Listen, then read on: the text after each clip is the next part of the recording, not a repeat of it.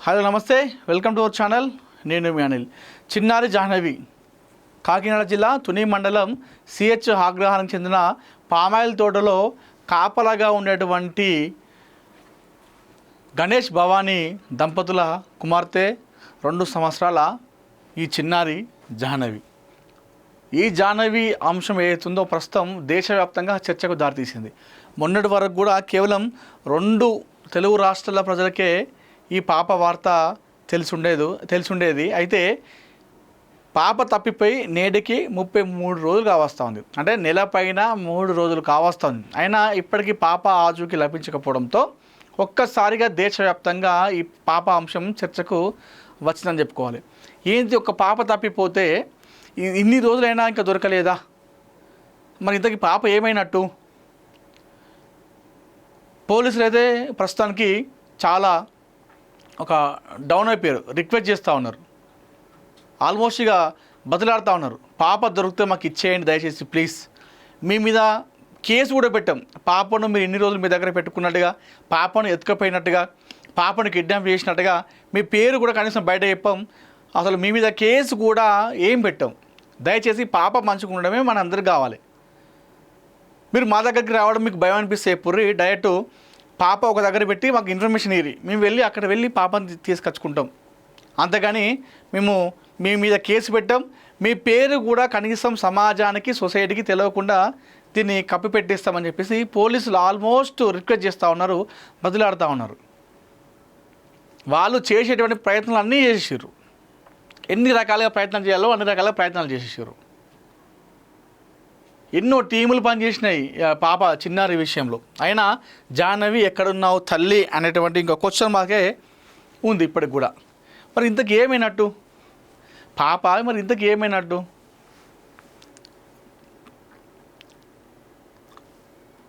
కొంతమంది ఏమో తప్పిపోయిందని చెప్పేసి, కొంతమంది తప్పిపోతే పాప ఆ 2 సంవత్సరాల పాపకు కనీసం 1 కిలోమీటర్ కంటే ఎక్కువ పరిగెత్తలేదు. తప్పిపోతే ఇన్ని రోజులకు ఖచ్చితంగా పాప దొరికేది. ఎందుకంటే అక్కడ చుట్టుపక్కల కొండ ప్రాంతం అది మొత్తం కూడా జల్లెడబట్టిరు.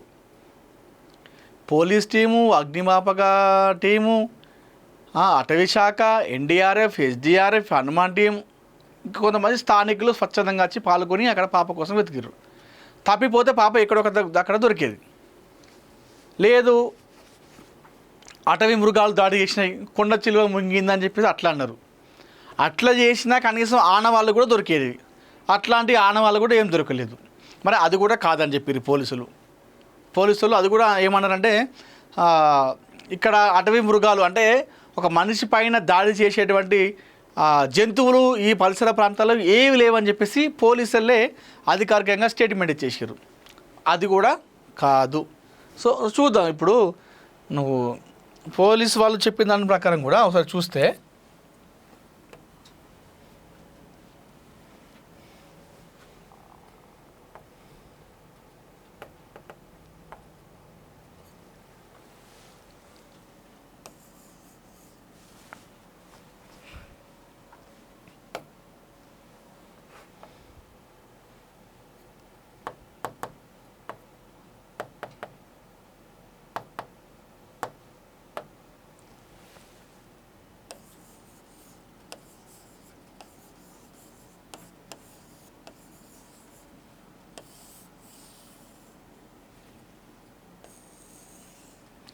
జాహ్నవిలో పోలీసు వాళ్ళు చెప్తుంది మనం చూసుకుంటే, ఒకటి పాప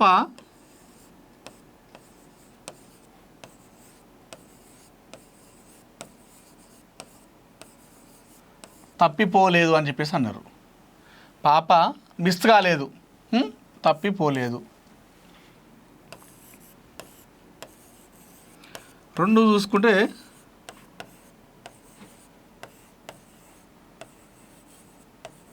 జంతువుల దాడి కూడా లేదు అని చెప్పేసి పోలీసు వాళ్ళు చెప్పడం జరిగింది. అదేవిధంగా పాప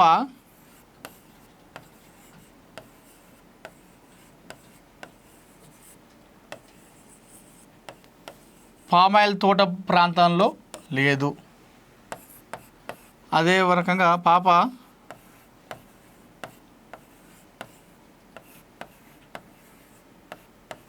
కొండ ప్రాంతంలో లేదు. ఇవన్నీ పోలీస్ వాళ్ళు కూడా చెప్పడం జరిగింది. అదేవిధంగా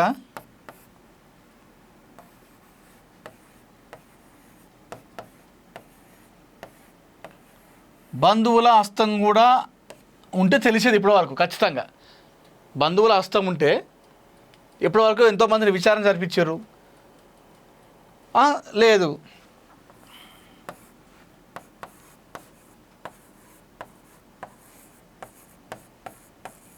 స్థానికుల హస్తం కూడా ఉండే అవకాశం లేదు. ఎందుకంటే స్థానికులు ఎవరు చేసినా కూడా ఇప్పటికీ ఆ ఊర్లో విచారించే ఉంటారు. ఖచ్చితంగా ఆ ఫోన్ ట్రేస్ చేస్తే ఆధారంగా దొరికే ఉంటారు. ఇవన్నీ కూడా లేవని చెప్పేసి చెప్తా ఉన్నారు. ఎవరో ఫోన్ లేని వాళ్ళ దగ్గరనే పాప ఉందని చెప్పి చెప్తా ఉన్నారు. మరీ ముఖ్యంగా పోలీసులు చెప్తుంది ఏంటంటే, అయితే ఒకటి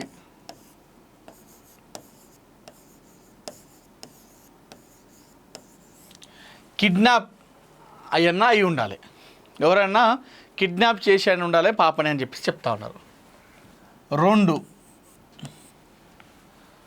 ఈ రెండో దాంట్లో ఏముందంటే ఇప్పుడు కిడ్నాప్ అయితే, ఇంకొకటి ఫోన్ లేని వాళ్ళ దగ్గర, ఇంకోటి చూసుకుంటే సంచార జాతర అనుకోండి చెప్పరాదండి.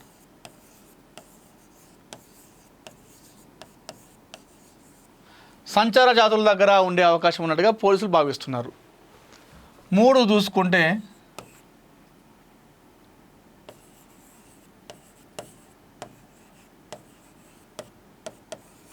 భిక్షాటన చేసే వాళ్ళ దగ్గర అయినా పాప ఉండాలి అని చెప్పేసి వ్యక్తం అనుకుంటా ఉన్నారు. ఒకటి కిడ్నాప్ అని చెప్పేసి అనుకుంటా ఉన్నారు. అంటే మామూలుగా ఎవరో ఒకరు వేరే వాళ్ళు, ఇక్కడ బంధువులు స్థానికులు కాకుండా ఎవరో హస్తం ఉండాలని చెప్పేసి చెప్తా ఉన్నారు.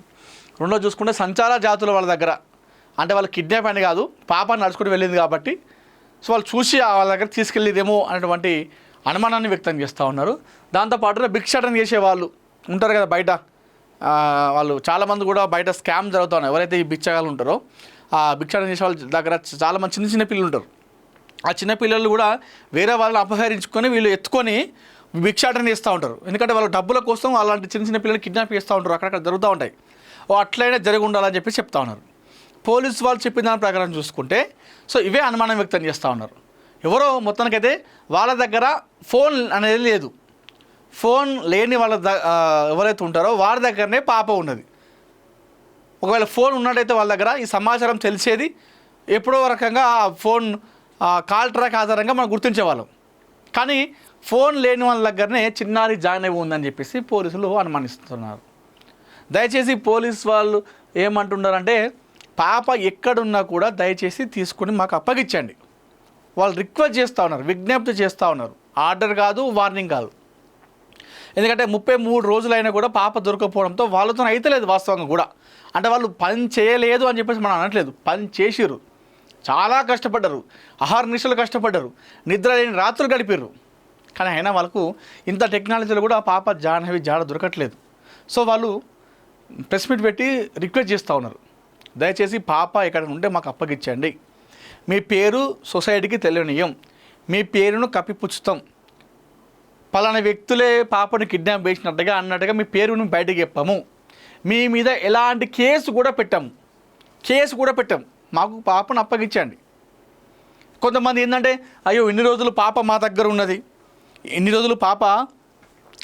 ఉన్నది, ఇప్పుడు చాలామందికి తెలిసింది కదా, మరి ఇన్ని రోజులు పాపను ఇవ్వలేం కదా, పాపలను ఇన్ని రోజులు కూడా మా దగ్గర పెట్టుకున్నాం, ఇవ్వలేకపోతే ఇప్పుడు చెప్తే మా మీద ఏమంటారో, మా మీద కేసు పెడతారో అనే భయం ఉంటే కూడా ఆ భయం పక్కన పెట్టండి.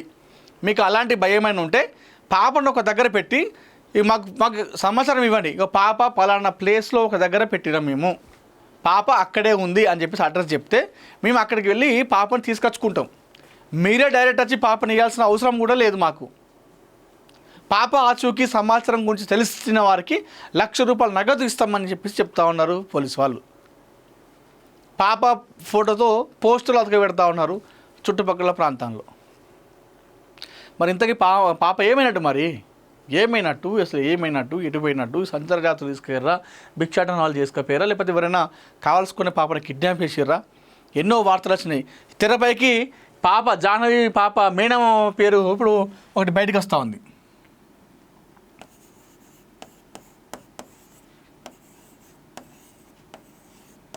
మేనమామ కోటేశ్వరరావు అది పేరు ఉంది.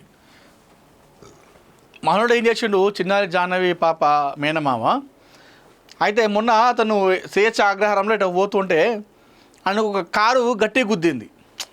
పోతుంటే కారు వచ్చి గుద్దింది. అయితే ఆ గుద్దిన తర్వాత మనోడు ఏం చేసిండు, చిన్నారి జాహ్నవి మేనమామ ఇది ఖచ్చితంగా కావాల్సుకొని ఇది వాంటెడ్లీ కానీ నన్ను యాక్సిడెంట్ చేసారు, నన్ను చంపాలని చూసారు. సో ఇదంతా కూడా మా కోడల్ని చిన్నారి జాహ్నవిని ఎప్పుడైతే తను కనిపించకుండా పోయిందో అప్పుడు ఒక సీసీటీవీ ఫుటేజ్లో ఒక కియా కారు కనిపించింది. ఆ కియా కారును ఇప్పుడు నన్ను యాక్సిడెంట్ చేసినటువంటి కారు రెండు కూడా ఒకటే కారు.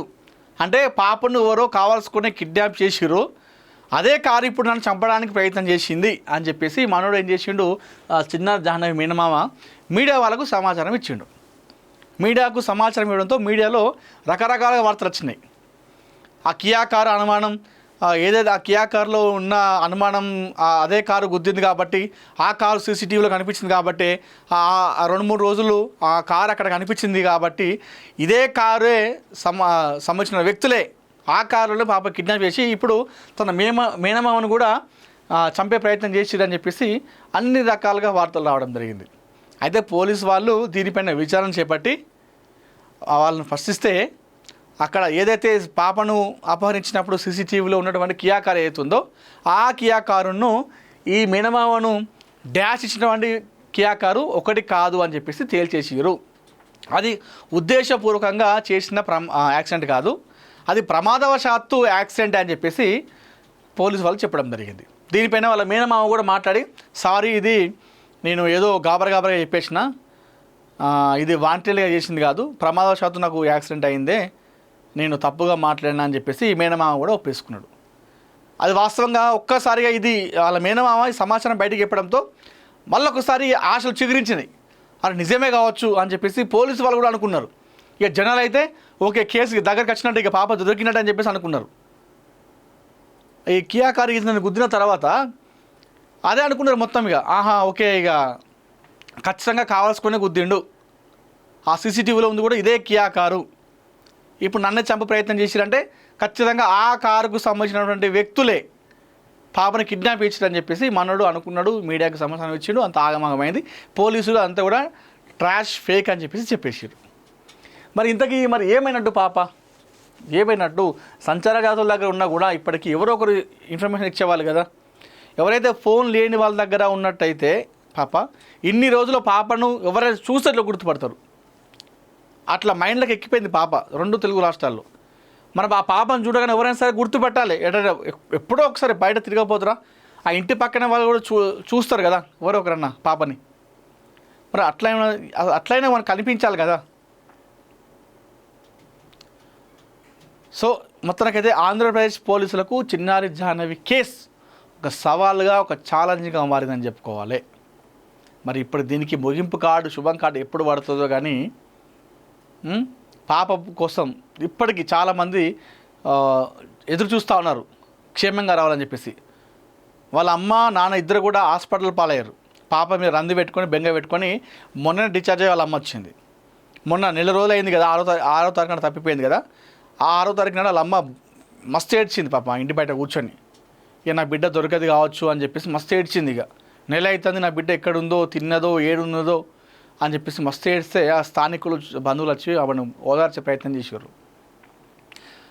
చూద్దాం మరి ఈ కేసు ఎలా మలుపులు తిరుగుతుంది, ఇంకెన్ని ట్విస్టులు జరుగుతాయి, ఇంకెంతో దూరం పోతుందో మనం చూద్దాం. సరే ఏది ఏమైనప్పుడు కూడా చిన్నారి జాహ్నవి క్షేమంగా సురక్షితంగా రావాలని చెప్పేసి ఇంటికి క్షేమంగా రావాలి, తన అమ్మ ఒడిలో కూర్చొని ఆడుకోవాలి, తన నాన్న బండి మీద కూర్చొని ఊరంతా చక్కర్లు కొట్టాలని చెప్పేసి మనస్ఫూర్తిగా మేము మనందరం ముక్త కంఠంతో కోరుకుందాం.